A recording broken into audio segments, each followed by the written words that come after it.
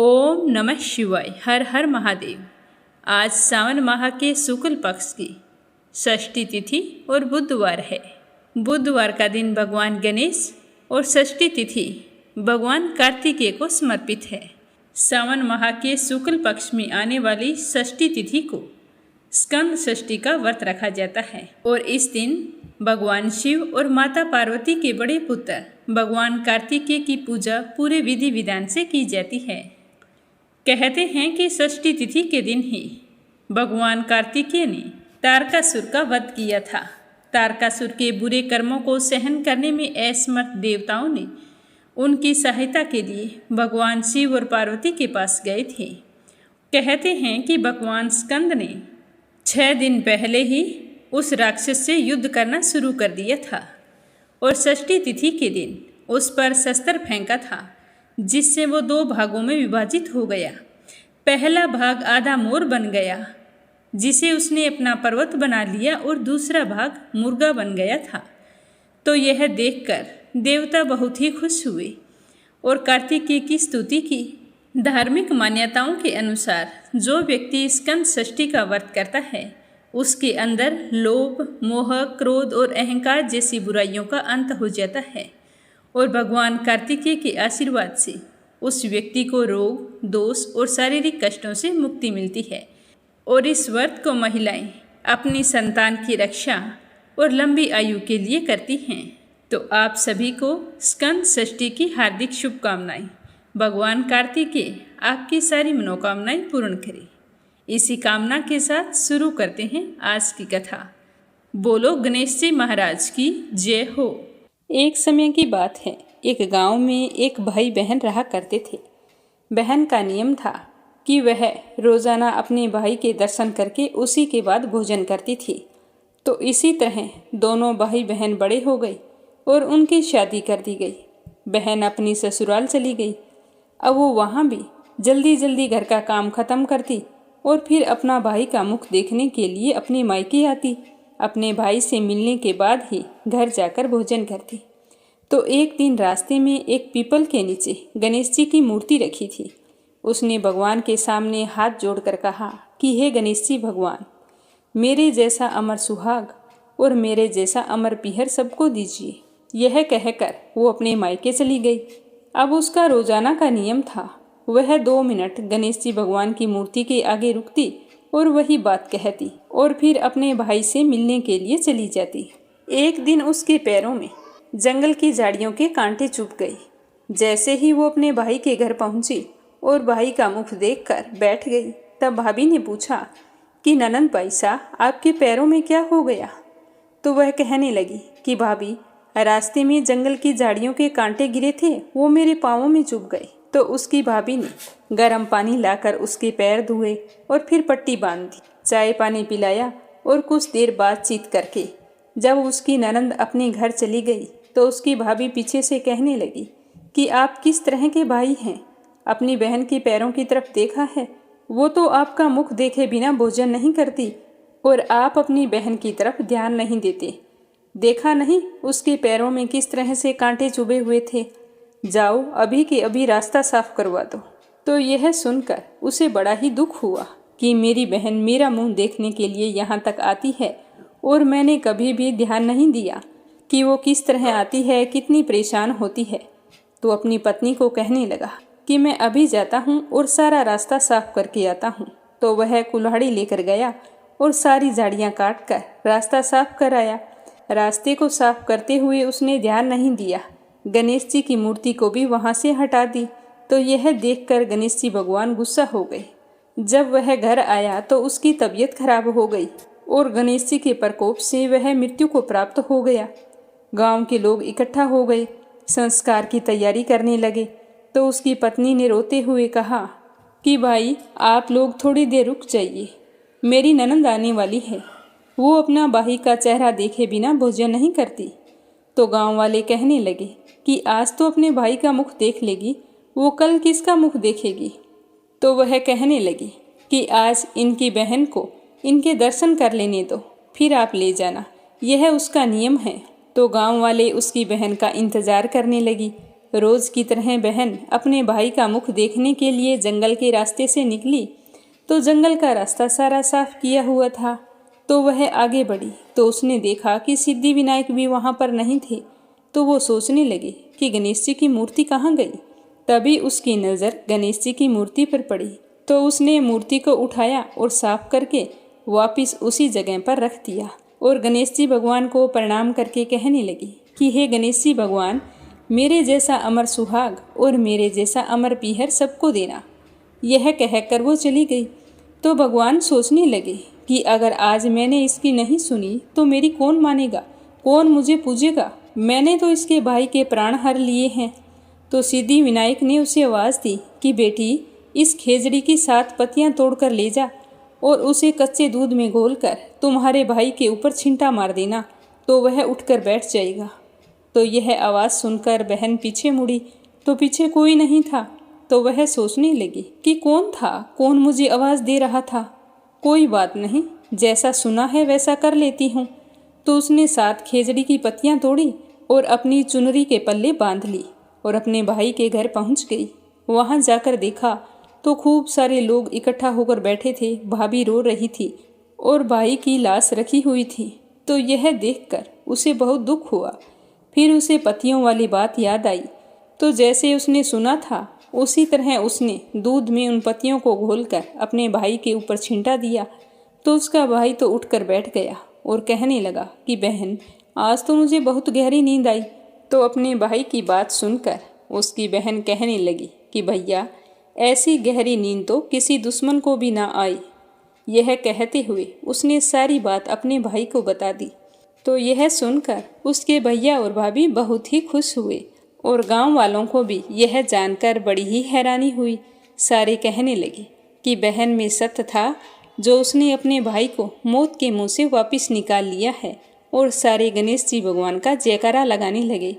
हे गणेश जी भगवान, जैसे आपने उस लड़की के भाई की रक्षा की वैसे ही सभी बहनों के भाइयों की रक्षा करना और उनका अमर पीहर और अमर सुहाग बनाए रखना। जो भी आपकी इस कथा को श्रद्धा भाव से सुने उसकी सारी मनोकामनाएं पूर्ण करना। बोलो गणेश जी भगवान की जय हो। अब अपने सुनते हैं भगवान शिवजी के महान भक्त हरिकेश यक्ष की कथा। बोलो शिवजी भगवान की जय हो। प्राचीन काल में रतनभद्र नाम से प्रसिद्ध एक धर्मात्मा यक्ष गंधमादन पर्वत पर रहता था।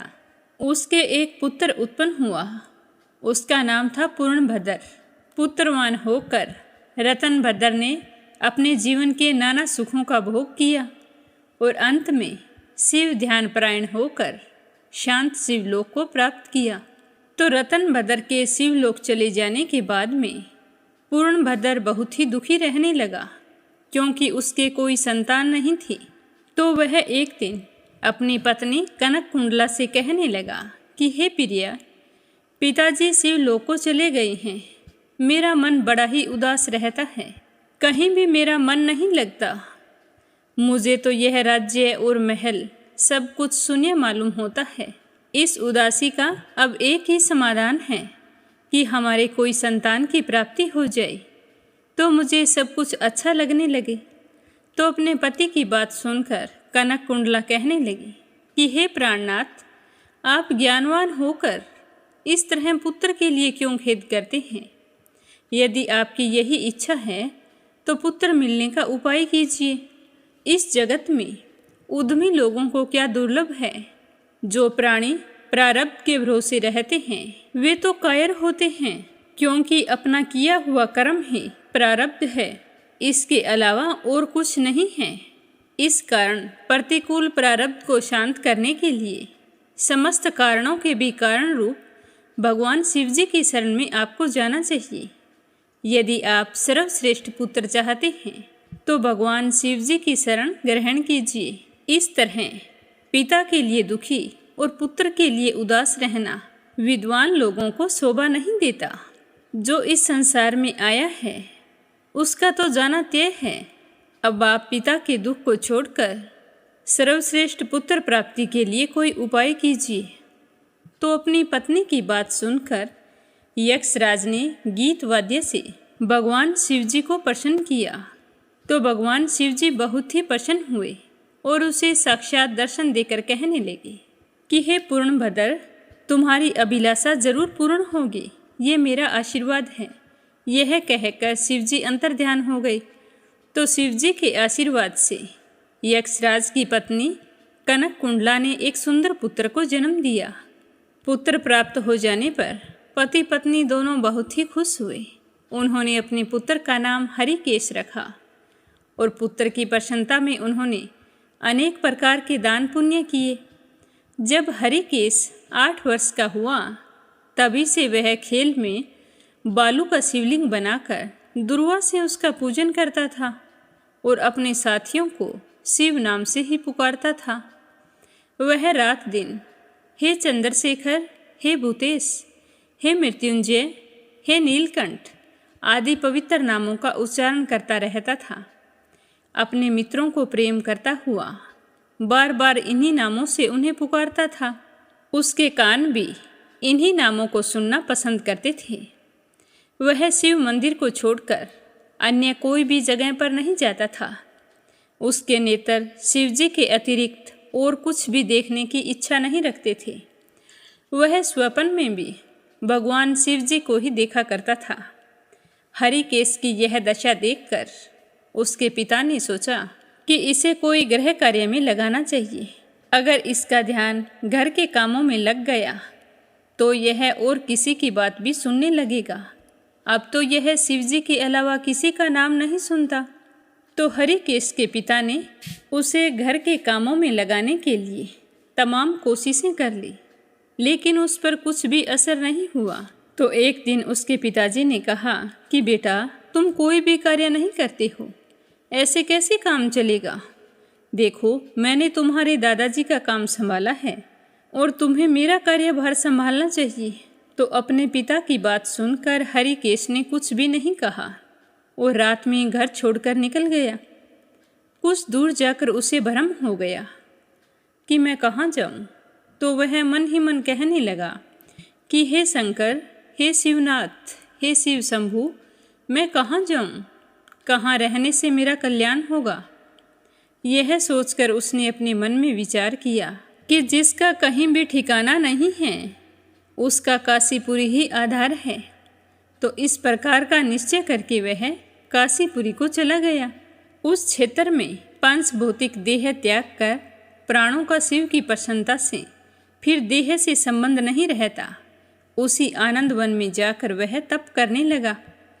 कुछ समय बाद भगवान शिवजी ने पार्वती को अपना विहार वन दिखाया। वह अनेक सुगंध युक्त पल्लवों से सुशोभित था। शिवजी कहने लगे कि हे देवी, जैसे तुम मुझको प्रिय हो, वैसे ही यह आनंद वन भी मुझे बड़ा ही परम प्रिय है। मेरे अनुग्रह से इस आनंद वन में मरे हुए लोगों को जन्म मरण का बंधन नहीं होता, अर्थात वह फिर कभी भी संसार में जन्म नहीं लेता है। पुण्य आत्मा के कर्म बीज विश्वनाथ की प्रज्वलित अग्नि में जल जाते हैं, जिसके कारण वे फिर से गर्भ में नहीं आते हैं। काशीवासी लोगों के देहांत समय में मैं तारक ब्रह्मा ज्ञान का उपदेश देता हूँ, जिसके कारण वे उसी क्षण मुक्त हो जाते हैं।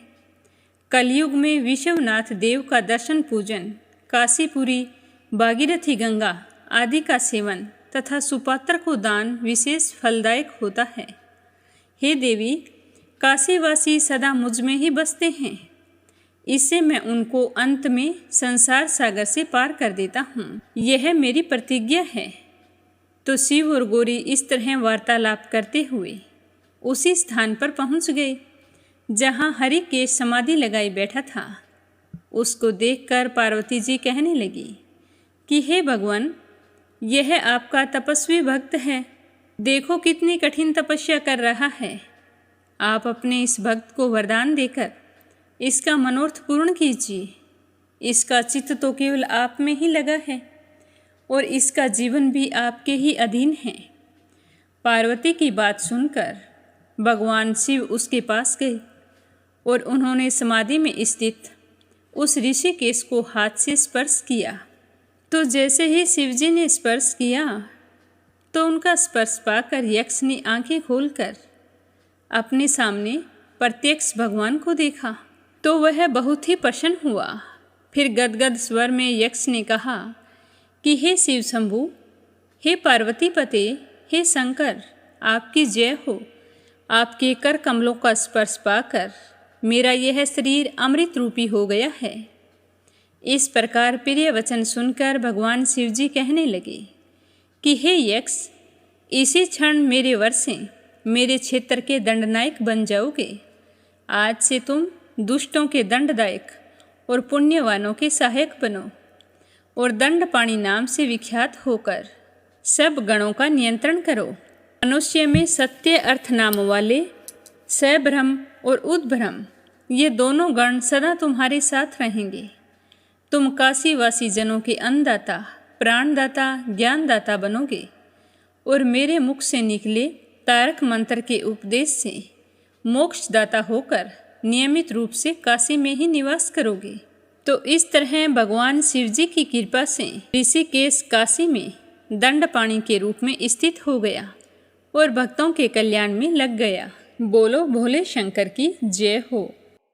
अगली कहानी आज अपने सुनेंगे एक कंजूस आदमी की, जिसकी कंजूसी के आगे भगवान भी हार गए।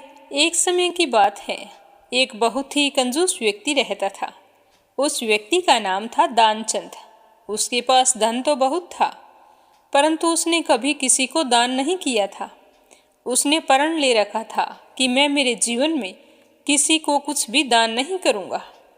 उसके घर से कुछ 1 किलोमीटर दूर पर गंगा नदी बहती थी, परंतु वह कभी भी गंगा नदी में स्नान करने नहीं गया, क्योंकि गंगा स्नान करने के बाद में पंडित पुजारियों को कुछ दान दक्षिणा देनी होती है, तो गंगा स्नान के बाद में दान करना पड़ेगा। इसी डर से वह कभी भी गंगा स्नान करने नहीं गया।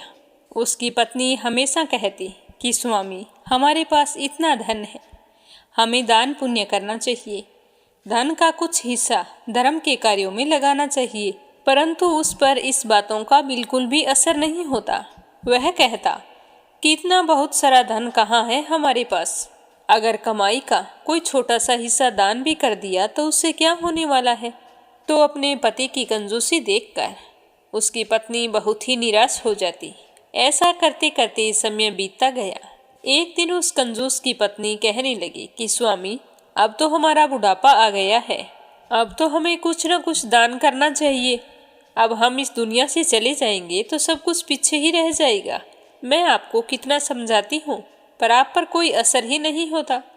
ज़्यादा नहीं कर सकते तो कम से कम एक बार जाकर गंगा स्नान तो कराओ।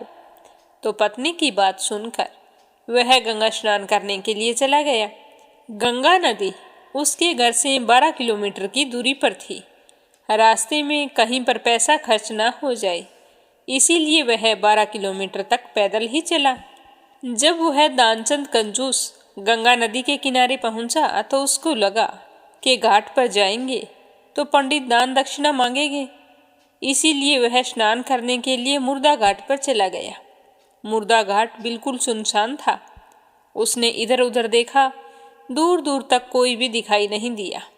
उसने जल्दी से गंगा जी में एक डुबकी लगाई। भगवान जो घट घट के वासी हैं, वो तो उसे यह सब कुछ करता हुआ देख रहे थे। तो भगवान सोचने लगे कि क्यों ना इसकी परीक्षा ली जाए।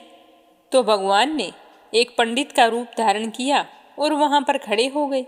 जैसे ही दानचंद डुबकी लगाकर बाहर निकला तो पंडित रूपी भगवान बोले कि यजमान की जय हो। तो पंडित को देखते ही दानचंद तो कांप गया और बोला कि हद हो गई, यह पंडित तो मुर्दा घाट पर भी चला आया। तो पंडित बने भगवान कहने लगे कि मैं तो एक संतोषी ब्राह्मण हूँ और एकांत में यहाँ मुर्दा घाट पर ही पड़ा रहता हूँ। यहाँ पर कभी कभार आप जैसा कोई यजमान आ जाता है और मेरी साल भर का इंतजाम एक ही दिन में कर देता है। आज आप आए हैं तो आपको मेरे 1 वर्ष का इंतजाम करना है। तो दानचंद कहने लगा कि पंडित जी, मैं इतना दान नहीं कर सकता। तो दानचंद की बात सुनकर पंडित बोला कि ये बात तो आपने बिल्कुल सही की है। अपनी श्रद्धा हो उसी के अनुसार दान किया जाता है, इसीलिए आप ऐसा करो, 6 महीनों का इंतजाम कर दो। तो दानचंद कहने लगा कि मैं 6 महीनों का इंतजाम भी नहीं कर सकता। तो पंडित ने कहा 3 महीने का कर दो। दानचंद बोला नहीं नहीं, मैं 3 महीने का भी नहीं कर सकता। तो पंडित जी ने कहा तो 1 महीने का कर दो। तो दानचंद कहने लगा मैं 1 महीने का क्या, मैं तो 1 दिन का भी नहीं कर सकता। आप मुझसे बार बार क्यों पूछ रहे हैं? तो पंडित ने कहा कि आपको कुछ ना कुछ तो दान करना ही पड़ेगा, नहीं तो हम आपको जल से बाहर नहीं निकलने देंगे। थक हार कर दानचंद बोला कि 1 आने का दान करूँगा, वह भी उधार। मेरे पास अभी कुछ नहीं है, इसीलिए मेरे घर आकर तुम 1 आना ले आना। तो पंडित जी कहने लगे कि तुम्हारा विश्वास कैसे करूं कि घर पर आने पर आप मुझे 1 आना दे दोगे। पहले संकल्प करो कि मैं तुम्हारे घर आऊं तो तुम मुझे 1 आना दे दोगे। तो दानचंद सोचने लगा कि मेरा घर तो यहाँ से 12 किलोमीटर दूर है, यह पंडित 1 आने के लिए इतनी दूर थोड़ी आएगा। यह सोचकर दानचंद ने संकल्प किया और अपने घर आ गया। घर पहुँचते पहुँचते शाम हो गई।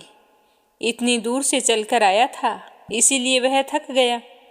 जैसे ही वह नहा धोकर भोजन करने के बाद में सोने के लिए जा रहा था, तभी उसके दरवाजे पर उस पंडित ने दस्तक दी। पंडित बोले कि यजमान की जय हो। तो दानचंद की पत्नी ने दरवाजा खोला तो पंडित जी कहने लगे कि आपके पति गंगा स्नान करके आई हैं और मुझे 1 आना देने का संकल्प करके आई हैं। वो मुझे 1 आना दान में देंगे, जाओ उन्हें बाहर भेजो। तो दानचंद की पत्नी चुपचाप अंदर आ गई। आकर अपने पति से पूछने लगी कि स्वामी, आप गंगा स्नान करने गए थे, वहाँ पर किसी पंडित को 1 आना दान करने का संकल्प करके आए हो? तो दानचंद कहने लगा कि हाँ, मैंने एक पंडित को 1 आना देने का संकल्प लिया है। तो उस कंजूस पति की बात सुनकर उसकी पत्नी कहने लगी कि स्वामी, वह पंडित जी अपना 1 आना लेने के लिए दरवाजे पर आए हुए हैं। तो दानचंद सोचने लगा कि वो पंडित 1 आने के लिए इतनी दूर से आ गया, पर मैं तो 1 आना नहीं देने वाला। तो वह अपनी पत्नी से कहने लगा कि तुम जाओ, कह दो कि यजमान तो बीमार हैं, इतनी दूर पैदल गए थे, पैदल आए हैं, तो उनकी तो तबीयत खराब हो गई है, इसीलिए तुम ऐसा करना कि 3-4 दिन बाद आए। तो उसकी पत्नी कहने लगी कि स्वामी, 1 आने की तो बात है, दे क्यों नहीं देते? तो उसका कंजूस पति दानचंद कहने वाला कि मैं किसी को कुछ नहीं देने वाला, तुम जाकर उससे कह दो कि यजमान बीमार है, कुछ दिनों बाद आना। तो पत्नी ने दुखी जैसा मुंह बनाया और पंडित जी से कहने लगी कि महाराज, मेरे पति आज इतनी दूर से पैदल चलकर आए हैं, इसीलिए वो बहुत थक गए हैं और बीमार भी हैं, इसीलिए आप 3-4 दिन बाद आना। तो पंडित बोला, धन मिले या ना मिले, लेकिन वे हमारे यजमान हैं। यजमान बीमार है और पंडित चला जाए, ऐसा नहीं हो सकता। जब तक वो स्वस्थ नहीं हो जाते तब तक हम यहीं रहेंगे। हमारे यहाँ रहने खाने का इंतज़ाम कर दो, हम यहीं पर प्रसाद बनाएंगे, यहीं पर भजन करेंगे और यहीं पर प्रसाद ग्रहण करेंगे। तो पंडित की बात सुनकर दानचंद की पत्नी अंदर गई और अपने पति को सारी बात बताई कि वह पंडित बोल रहा है कि जब तक आप ठीक नहीं हो जाते वो तो यहीं पर रहेगा। अगर वो यहीं पर रुक गया तो तुम तबीयत खराब होने का बहाना कितने दिनों तक बनाओगे? स्वामी, मैं तो कहती हूँ कि उसे 1 आना देकर यहाँ से रवाना करो। तो दानचंद बोला कि 1 आना क्या ऐसे ही आता है? मैं उस पंडित को कुछ नहीं देने वाला। तुम जाकर उस पंडित से कह दो कि यजमान तो मर गया है। दानचंद को योग का अभ्यास था, इसीलिए वह सांस रोककर पड़ गया। पत्नी रोती हुई बाहर गई और उसने रो रो कर पंडित से कहा कि मेरे पति देव तो मर गए हैं, अब तुम यहाँ से चले जाओ। तो पंडित जी कहने लगे, अरे राम राम, हमारे यजमान की मृत्यु हो गई है और हम यहाँ से चले जाएं, ये कैसे हो सकता है? मैं तो उनका अंतिम संस्कार कराकर ही जाऊंगा, पहले नहीं जा सकता, हमारे यजमान हैं। तुम औरत जात कहाँ कहाँ भटकती फिरोगी? हम सारे गांव में यजमान की मृत्यु की खबर कर देते हैं, फिर उनका अंतिम संस्कार करके हम चले जाएंगे। तो यह कहकर पंडित जी ने सारे गांव में कंजूस दानचंद के मरने की खबर फैला दी। सारा गांव वहां पर इकट्ठा हो गया। लेकिन दानचंद ऐसा विचित्र आदमी एक आना बचाने के लिए सांस रोके पड़ा था। गांव के लोगों ने दानचंद को मुर्दा समझकर बांध लिया। अब उसकी पत्नी जोर जोर से रोने लगी और रो रो कर बोली कि ये मरे नहीं हैं। गांव वाले बोले कि बहन, यह तो तुम्हारा मुंह बोल रहा है। जो होना था वो हो गया है। जो आया है उसे एक दिन जाना ही पड़ता है, इसीलिए तुम धीरज रखो। तो पत्नी कहने लगी कि किस बात का धीरज रखूं, ये सच में नहीं मरे हैं। तो गांव वालों ने उसकी बात नहीं सुनी। सारे कहने लगे कि अचानक से दानचंद की मृत्यु हो गई है। तो इनकी पत्नी को यह बात बर्दाश्त नहीं हुई और वो सदमे में आ गई है। तो उसे दिलासा बंधाते रहे और उसके पति को अर्थी पर बांधकर अंतिम संस्कार के लिए ले गई। पत्नी बेचारी रोती ही रह गई। लेकिन वह विचित्र आदमी इतना सब कुछ होने के बाद भी सांस रोके पड़ा था। गांव वालों के साथ साथ पंडित बने भगवान भी उनके साथ चल पड़े। भगवान ने सोचा कि हद हो गई, हम कहीं नहीं हारे, पर आज तो इस दानचंद ने हमें हरा दिया है। ऐसा विचित्र आदमी आज तक हमने नहीं देखा। एक आना बचाने के लिए बिना मरे ही मरे की तरह पड़ा हुआ है। इसे बिल्कुल भी डर नहीं है कि मुझे सचमुच जला दिया तो मेरा क्या होगा। ये सारा धन तो पीछे ही रहना है। भगवान इस तरह सोचते हुए जा रहे थे तो उसे लेकर सारे गांव वाले शमशान भूमि में पहुंच गए। वहां जाकर दानचंद को लकड़ियों पर रख दिया। अब केवल आग लगानी ही शेष बची थी। तो पंडित रूपी भगवान बोले कि यह हमारे यजमान थे, हम इनकी मुक्ति के लिए इनके कान में कुछ मंत्र बोलेंगे ताकि इनकी मुक्ति आसानी से हो जाए। तो भगवान उसके कान के पास मुंह लेकर गए और बोले कि मैं भगवान विष्णु, मैं बैकुंठ से तुमसे नाता जोड़ने आया हूँ। दानचंद ने जैसे ही सुना कि भगवान बोल रहे हैं तो उसने धीरे धीरे आंखें खोली।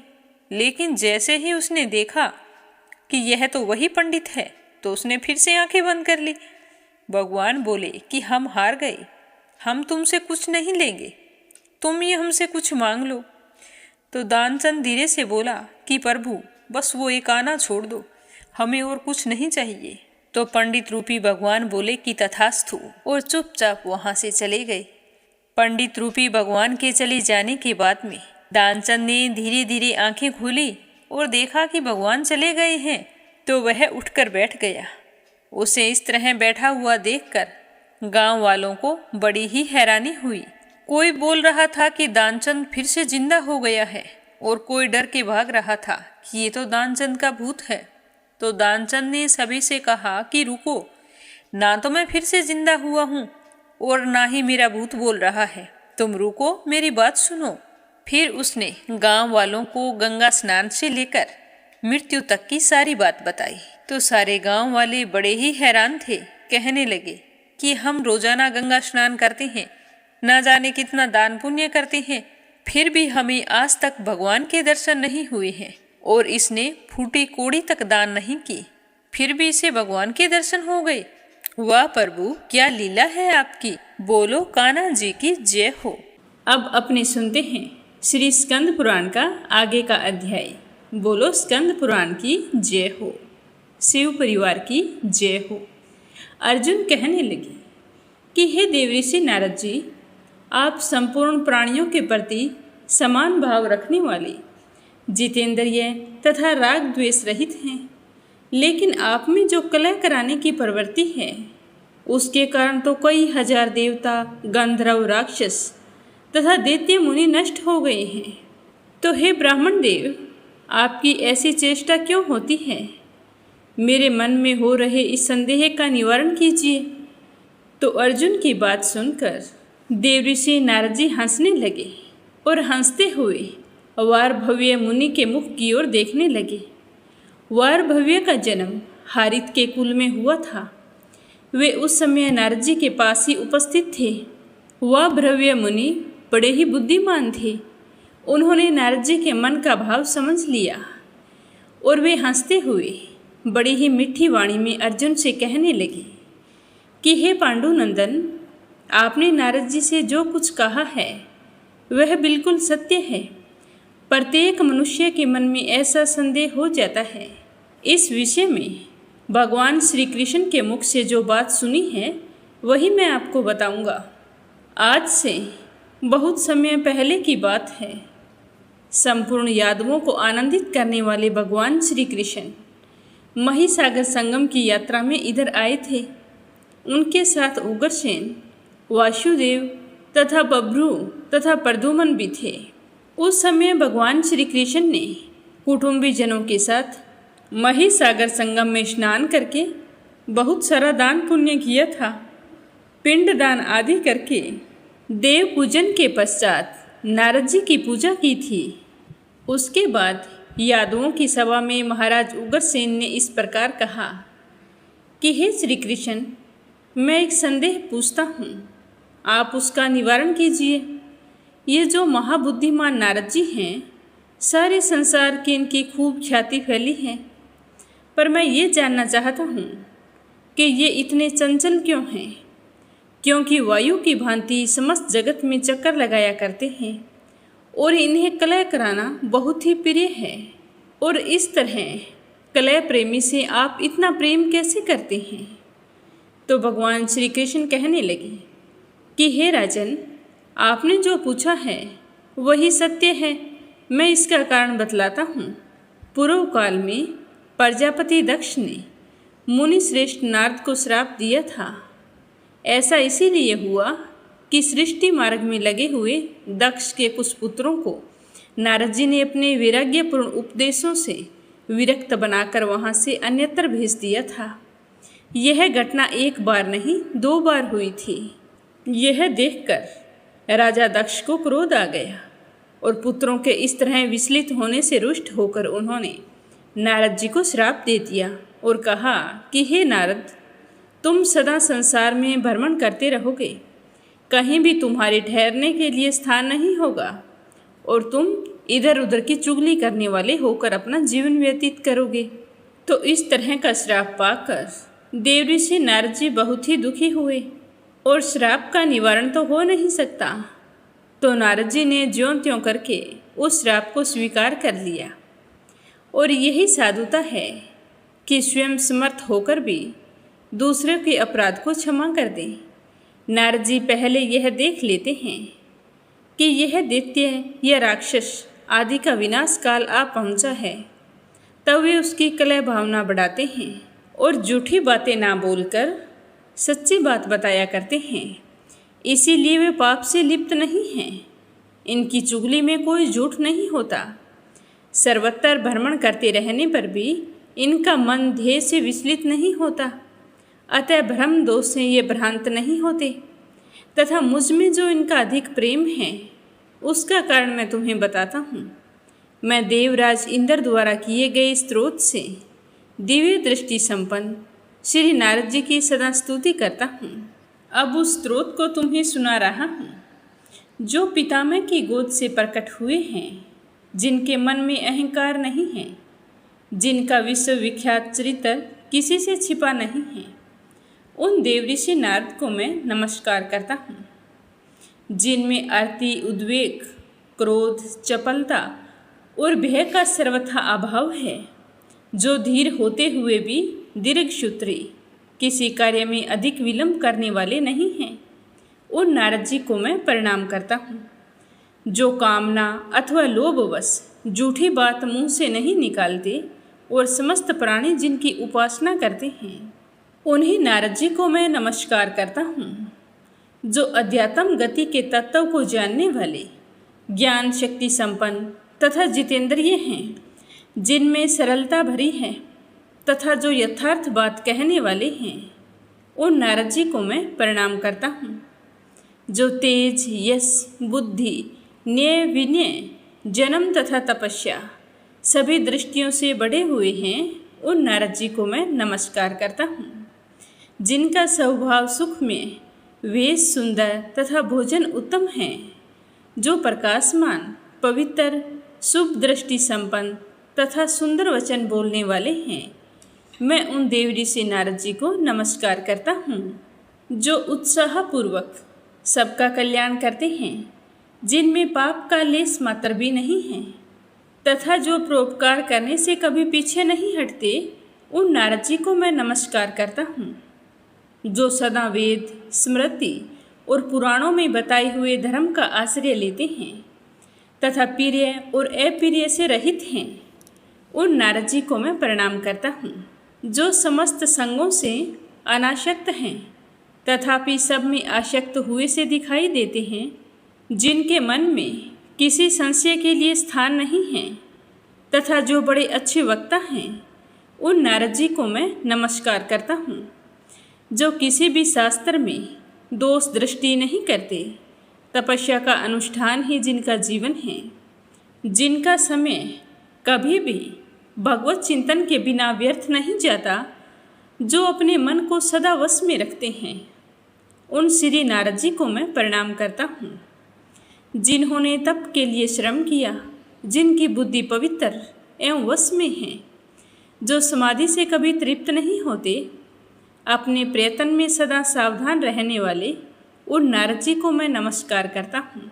जो अर्थ लाभ होने से हर्ष नहीं मनाते और लाभ होने पर मन में कलेश का अनुभव नहीं करते, जिनकी बुद्धि स्थिर तथा आत्मा अनासक्त है, उन देव ऋषि नारद जी को नमस्कार करता हूँ। जो सर्वगुण संपन्न, दक्ष, पवित्र, कातरता रहित, कालज्ञ और नीतिज्ञ हैं, उन देव ऋषि नारद जी को मैं भजता हूँ। नारद जी के स्त्रोत का मैं नित्य जप करता हूँ। इसी कारण वे मुनि श्रेष्ठ मुझसे अधिक प्रेम भाव रखते हैं।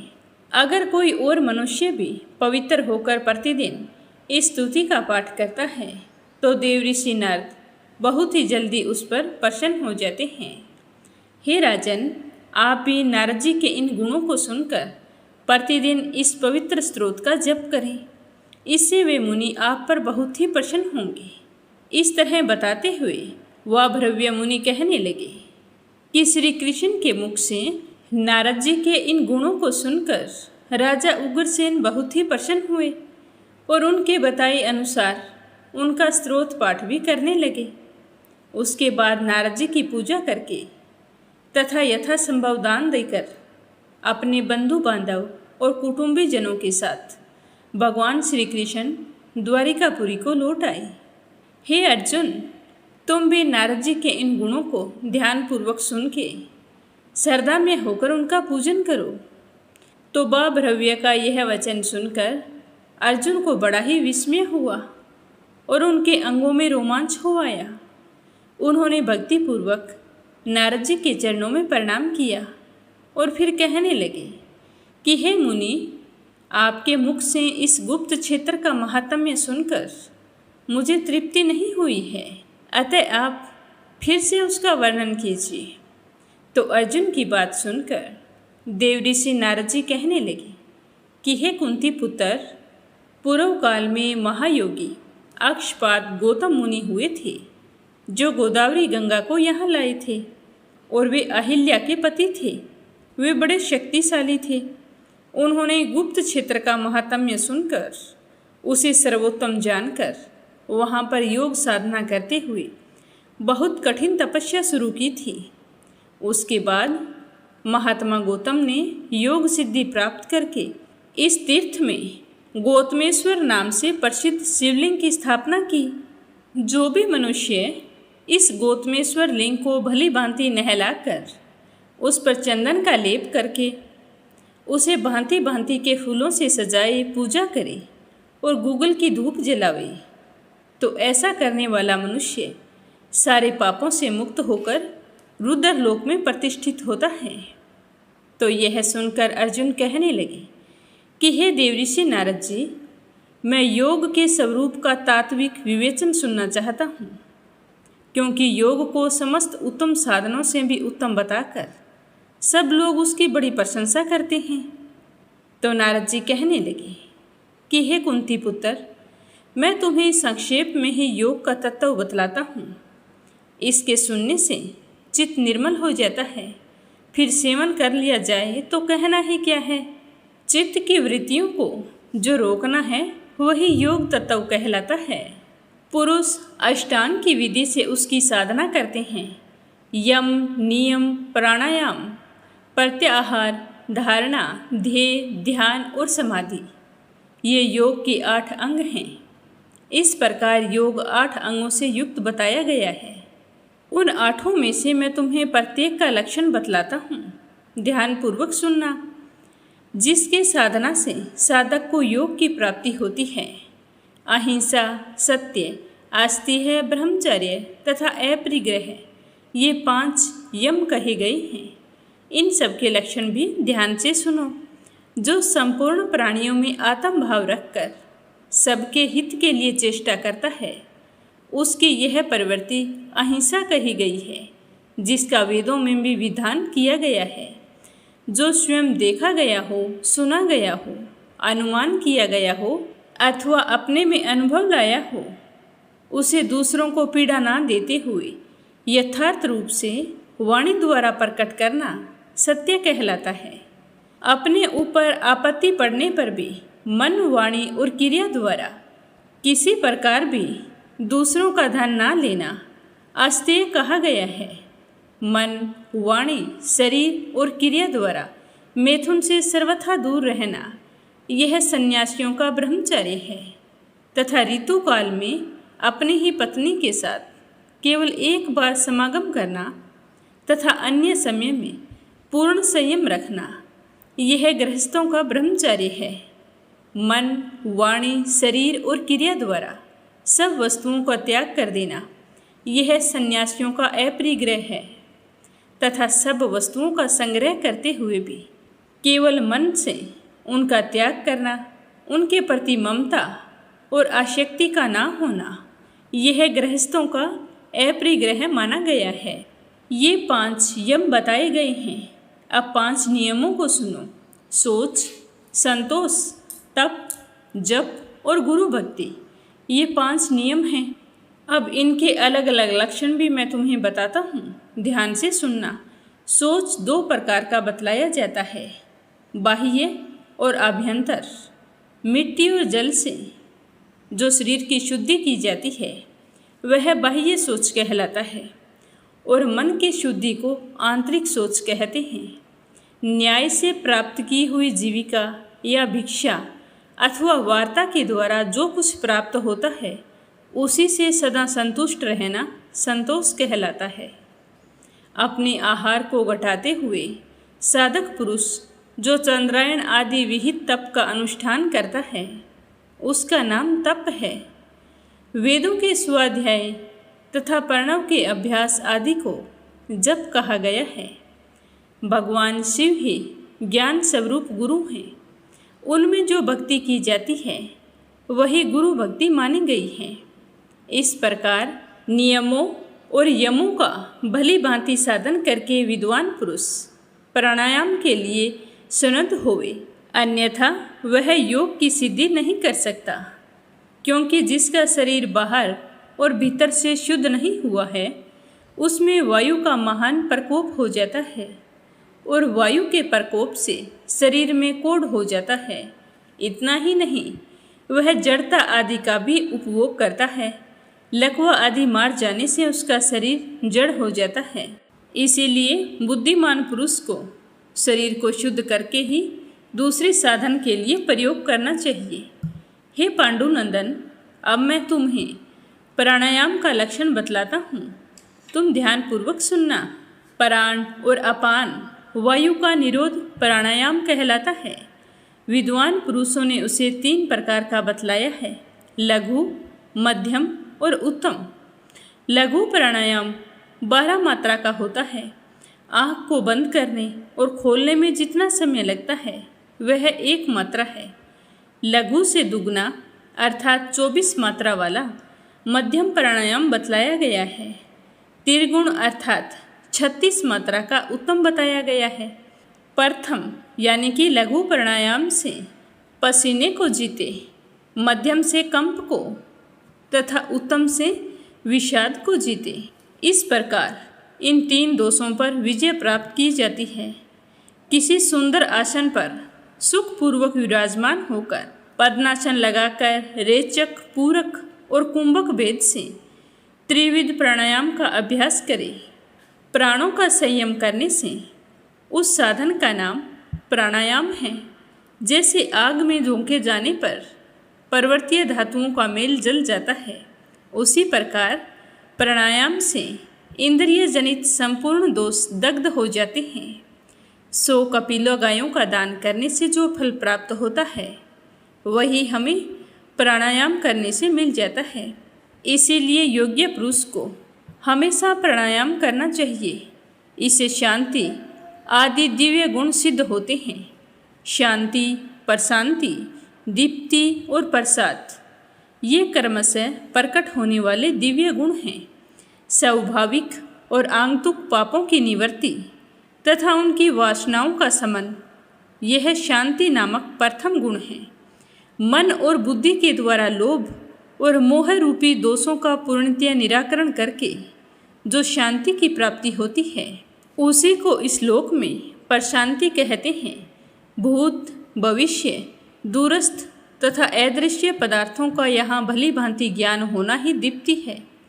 संपूर्ण इंद्रियों की प्रसन्नता तथा बुद्धि और प्राणों की भी निर्मलता को प्रसाद कहा गया है।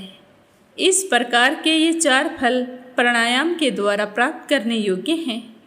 ऐसे फल वाले प्राणायाम का योगी पुरुष सदैव अभ्यास करे। जैसे सदा सेवन करने पर सिंह, व्याघ्र और हाथी भी कोमल एवं नम्रता को प्राप्त होते हैं, उसी प्रकार प्राणायाम के द्वारा संयम में लाया हुआ प्राण भी वश में हो जाता है। अब मैं तुम्हें प्रत्याहार का वर्णन सुनाता हूँ, ध्यान से सुनना। विषय सेवन में लगे हुए चित्त को विषयों की ओर से लौटाने का जो प्रयत्न है, उसे प्रत्याहार बतलाया जाता है। चित्त को संयम में रखना ही प्रत्याहार का मुख्य लक्षण बतलाया गया है। अब धारणा का लक्षण सुनो।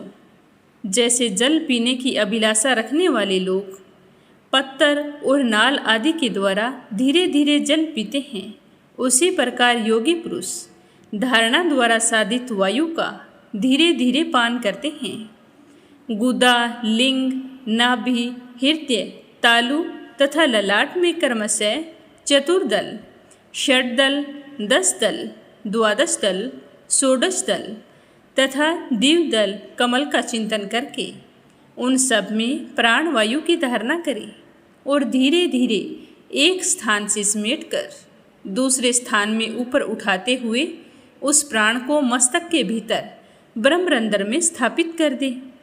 गुदा आदि 6 अंग और चतुर्दल आदि 6 चक्कर, इन 12 स्थानों में प्राण वायु की धारणा तथा संकोच करने से सब मिलकर 12 प्राणायाम होते हैं।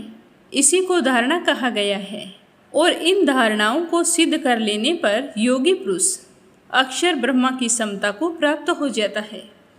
धारणा में स्थित हुए पुरुष के ये जो ध्येय तत्व हैं, उनके लक्षण मैं तुम्हें बतलाता हूँ। हे कुंती पुत्र, ध्येय तत्व बहुत प्रकार का है, उनका कहीं अंत नहीं होता।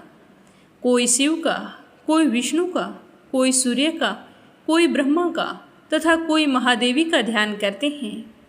जो जिसका ध्यान करता है वह उसी में लीन होता है। इसीलिए सदा कल्याण करने वाले पंचमुख भगवान शंकर का ध्यान करना चाहिए। भगवान शिव वृषभ की पीठ पर पद्मासन से विराजमान हैं। उनकी अंग कांति गोर हैं, उनके 10 हाथ हैं और उनके मुख पर अत्यंत प्रसन्नता छाई हुई है तथा वे ध्यान मगन हो रहे हैं। इस प्रकार तुम्हारे लिए ध्येय का स्वरूप बताया गया है, इसका सदा ध्यान करना चाहिए। ध्यान का लक्षण इस प्रकार है। धारणा में स्थित हुआ साधक आधे पल के लिए भी अपने इष्ट देव से अलग वस्तु का चिंतन ना करे। इस प्रकार इस दुर्गम भूमिका में स्थित हो योगवेता पुरुष कुछ भी चिंतन ना करे, यही समाधि कहलाती है। समाधि का ठीक ठीक लक्षण मैं तुम्हें बता रहा हूँ, उसे ध्यान से सुनना। जो शब्द, स्पर्श, रस, गंध तथा रूप से सर्वथा रहित है, उस परम पुरुष परमात्मा को प्राप्त हुआ योगी समाधिस्थ कहा गया है। समाधि में स्थित हुआ मनुष्य कभी विघ्नों से अभिभूत नहीं होता। भारी से भारी दुख क्यों ना आ जाए, वह उससे कभी भी विचलित नहीं होता। उसके कानों के पास यदि सैकड़ों शंख भी बजाए जाएं, बहुत से नगाड़े पीटे जाएं, तो भी वह बाहर के शब्द को नहीं सुनता है। कोड़ों के प्रहार से उसे घायल कर दिया जाए, आग से उसका शरीर चाहे जला दिया जाए, सर्दी से भरे हुए भयंकर स्थान में उसे बैठा दिया जाए, उसके साथ कुछ भी किया जाए, वह बाहर के स्पर्श का अनुभव नहीं करता है। फिर वैसे पुरुष के लिए बाहरी रूप, गंध और रस के विषय में तो कहना ही क्या है। जो इस प्रकार आत्मा का साक्षात करके पुनः समाधि को प्राप्त करता है, उसे भूख और प्यास कभी बाधा नहीं पहुंचा सकती। वह निश्चल समाधि को पाकर मनुष्य उस सुख का अनुभव करता है। वह ना तो स्वर्ग लोक में है और ना पाताल लोक में है, तो फिर वह मनुष्य लोक में तो हो ही कैसे सकता है। हे कुंती नंदन, इस प्रकार योग मार्ग में आरूढ़ हुए पुरुष के लिए भी 5 उपसर्ग प्राप्त होते हैं, जो बड़े ही कटु हैं। उनके परिचय के बारे में अब मैं तुम्हें सुनाता हूँ, तुम ध्यानपूर्वक सुनना। यह अपने सुनेंगे कल के अध्याय में। प्रेम भाव से सुनने के लिए आप सभी का बहुत बहुत धन्यवाद। बोलो स्कंद पुराण की जय हो, शिव परिवार की जय हो। अब अपने सुनते हैं लप्सी और तपसी की कहानी। बोलो लप्सी तपसी की जय हो। बहुत पुराने समय की बात है। एक गांव में एक ब्राह्मण परिवार रहा करता था। उसमें पति पत्नी के अलावा उनके 2 बच्चे थे। एक बेटा था, एक बेटी थी। ब्राह्मण दंपति बहुत ही सरल स्वभाव के थे। समय मिलने पर प्रभु का स्मरण किया करते थे।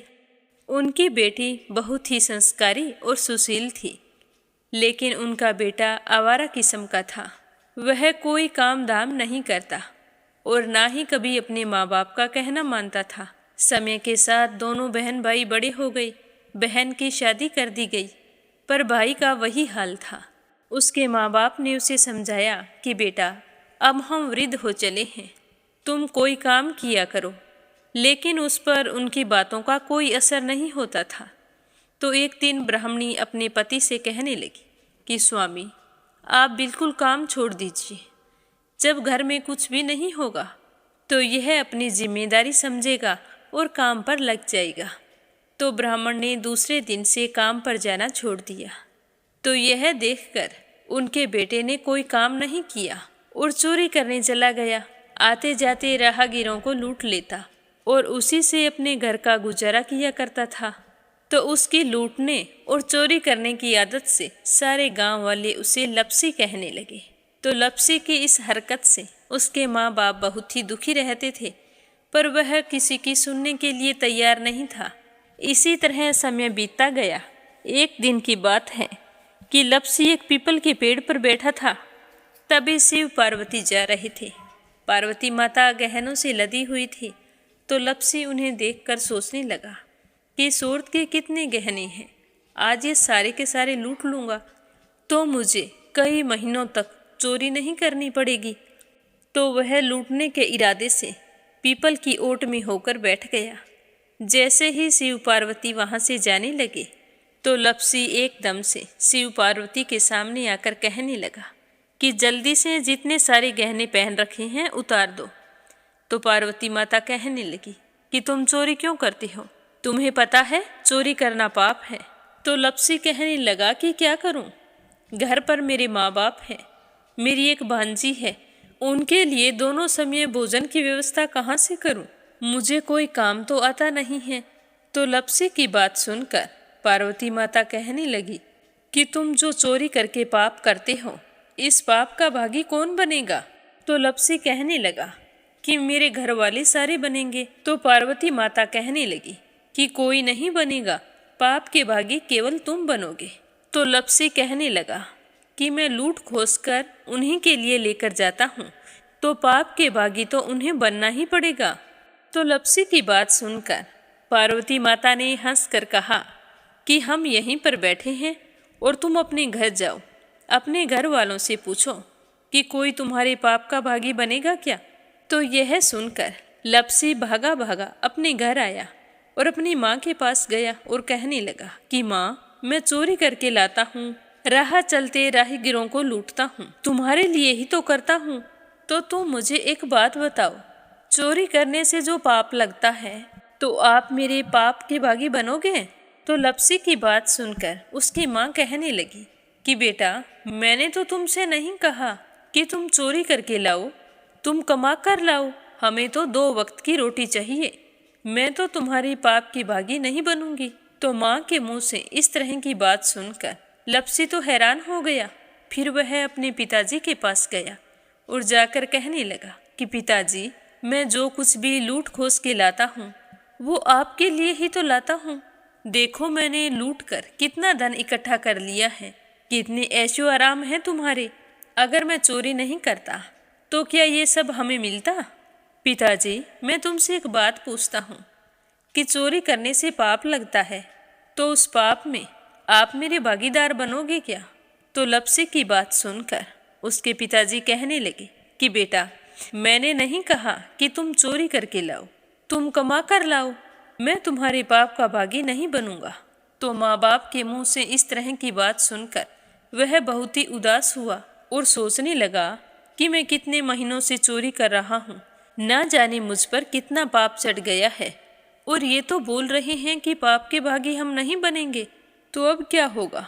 तो वह बड़े ही दुखी मन से शिव पार्वती से मिलने के लिए चल पड़ा।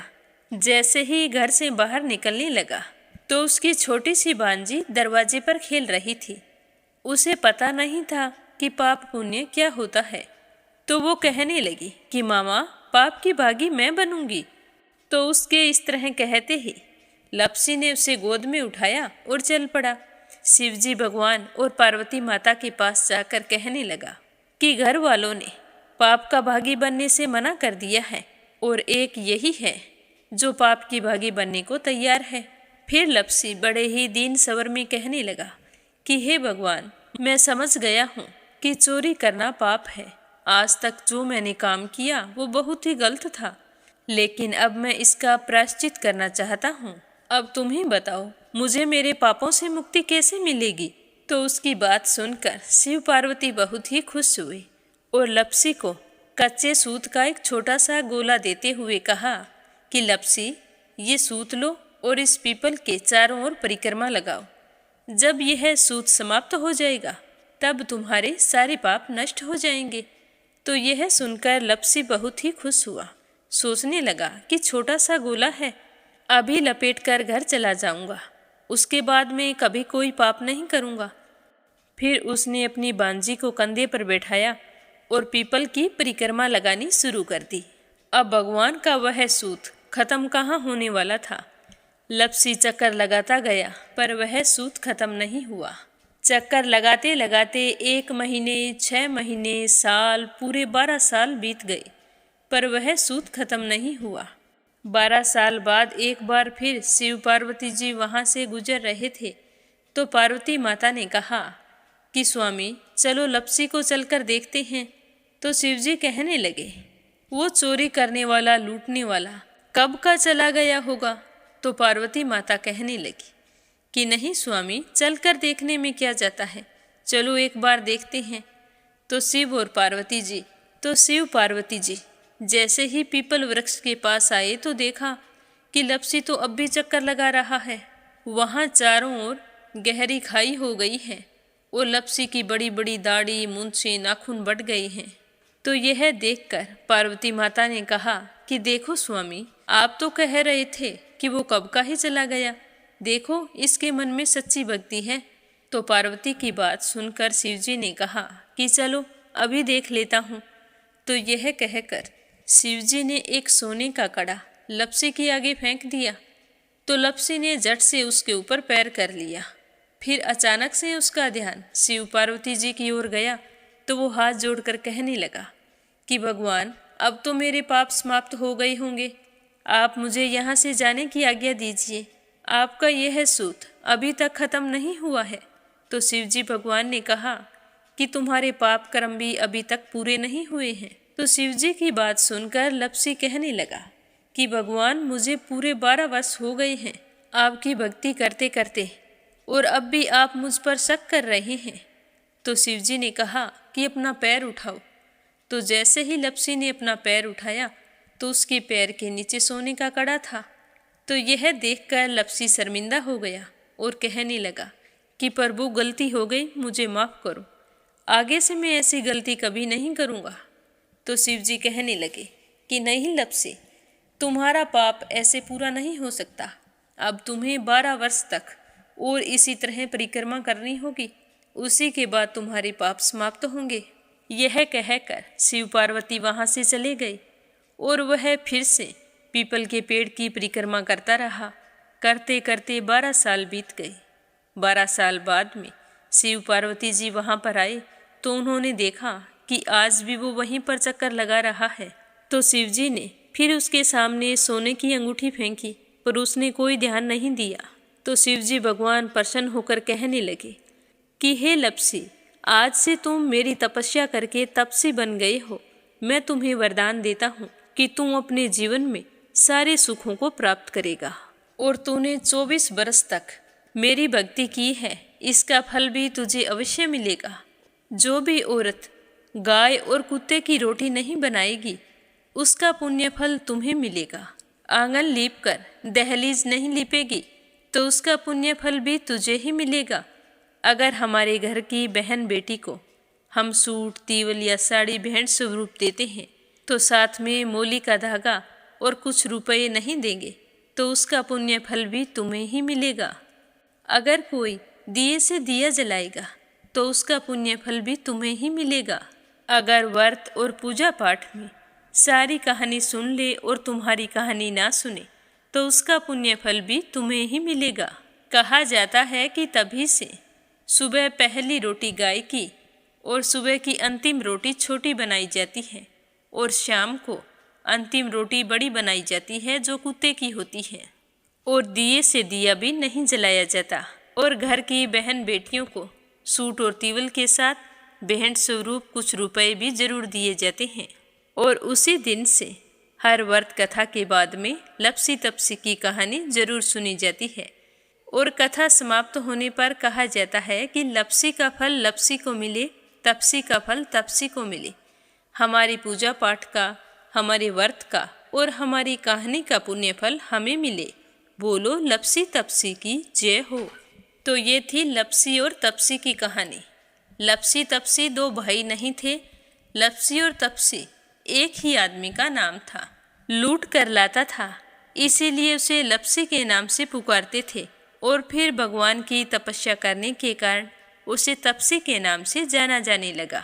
बोलो लपसी तपसी की जय हो। अब अपने सुनते हैं प्यारे श्रोताओं के नाम। आज का पहला कमेंट अपराजिता मीना श्रीवास्तव नेपाल से।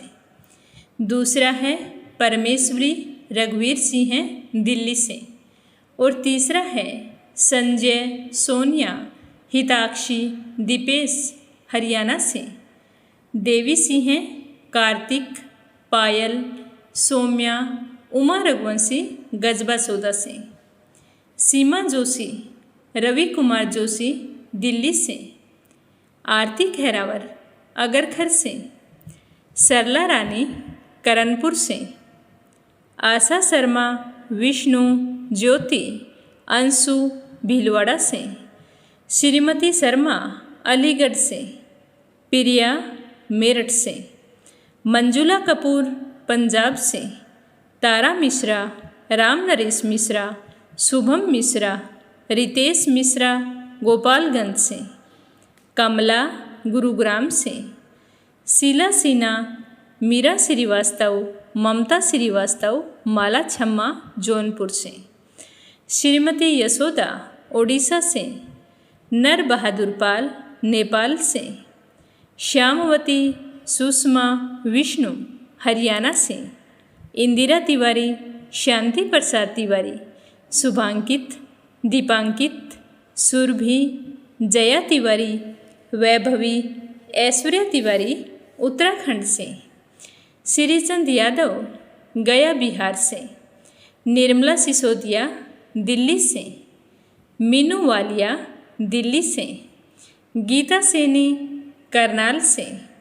धनीराम धर्मशाला हिमाचल प्रदेश से, संजू सैनी सुनीता सैनी सेखाड़ा से, सुनीता रानी मेरठ से, अनिल कुमार टिहरी करनाल से, बीनू मेहरा दिल्ली से, विमला नेपाल से, प्रीति दिल्ली से, मोनिका नागर तिगांव से, दिल्ली बहादुर भंडारी, सरिता भंडारी, नम्रता भंडारी, सूरज भंडारी नेपाल से, सुनीता पवा, सरोज अग्रवाल जबलपुर से, मंजू मेहता बारां से, गंतव्य पांडे पवित्रा पांडे गौरव पांडे नेपाल से, उमेश कुमार उत्तर प्रदेश से, संजीव कंसल, कविता कंसल, हितेश कंसल, रानी कंसल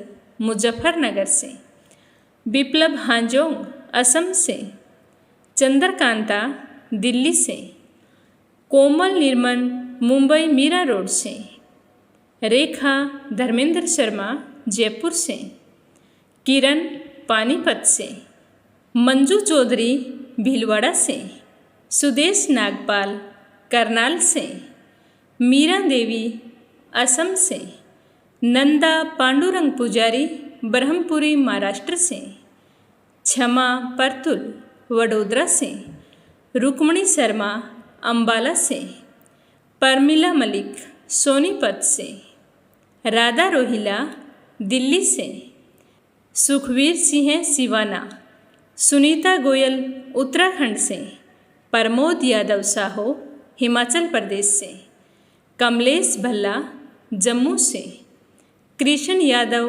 हैदरपुर से, नीलम जायसवाल हैदराबाद से, उषा जांगीर सोजत सिटी से, रामवती देवी जगवीर सिंह, रवि कुमार, राहुल कुमार, अनुज कुमार, रुद्र कुमार, ज्योति, वंदना, भावना, आराध्या, आन्या, अविका, तोलू मोलू मेरठ से, गोवर्धन बैठा रांची से, शीला बहन जयपुर से, संगीता अग्रवाल, कमला देवी अग्रवाल दुलिया महाराष्ट्र से, शांता बहन वाघेला गुजरात से, वतन कौर सहारनपुर से, गीता गोस्वामी, सुनीता गोस्वामी मेरठ से, संगीता नागर तिगांव से, प्रदीप बत्रा, परवीन बत्रा, मनोज बत्रा, गर्विक बत्रा, अशोक कुमार जी भटनागर भोपाल मध्य प्रदेश से, शकुंतला पंगल भिवानी से, बीना देविका, कनिका वाशने अलीगढ़ से, विनय शर्मा बरेली से, पुष्पा पटेल, हिमांशु, ब्रिजेश, दिशु, यानिक, जानकी, पराग, अराहा लंदन से, शशि वर्मा, अंजलि वर्मा, करण वर्मा पंजाब से, दीपक अग्रवाल, ममता अग्रवाल, शोभित अग्रवाल, अंबिका अग्रवाल कुक्षी से, पूजा पाठक उत्तराखंड देहरादून कोशानी से, सावित्री ईश्वरलाल रामचंदानी गाजियाबाद से, सम्मन प्रसाद दिल्ली से, श्रीमती कमलेश जबलपुर से, निकिता सेजवानी, ममता अहमदाबाद से, जयश्री पवार, गोरखनाथ पवार महाराष्ट्र से, सीताराम जायसवाल, शकुंतला जायसवाल वाराणसी से, कमलेश लाल रुड़की से। आप सभी श्रोताओं का बहुत बहुत धन्यवाद। अपना प्यार और विश्वास इस चैनल के साथ हमेशा यूं ही बनाए रखना। रोजाना प्रस्तुत होने वाली कथाओं को लाइक करना और ज़्यादा से ज़्यादा शिव भक्तों में शेयर करना, ताकि हमारा ये मीरा भक्ति स्टोरीज परिवार खूब बड़ा हो, खूब तरक्की करे। आप सभी के मंगल जीवन की कामना करते हुए ओम नमः शिवाय, हर हर महादेव।